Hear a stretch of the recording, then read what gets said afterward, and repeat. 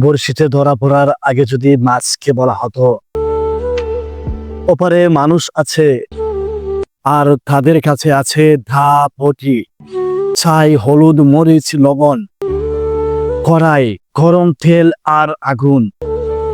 তোমাকে ধরা পড়ার পরেই ফ্রাই করে খেয়ে ফেলবে তারা। ও কি বিশ্বাস করতো? জীবনও না। বিশ্বাস করলে হয়তো কখনোই বড়শির ধারের কাছেই আসতো না মাছটি। আমরাও তেমন।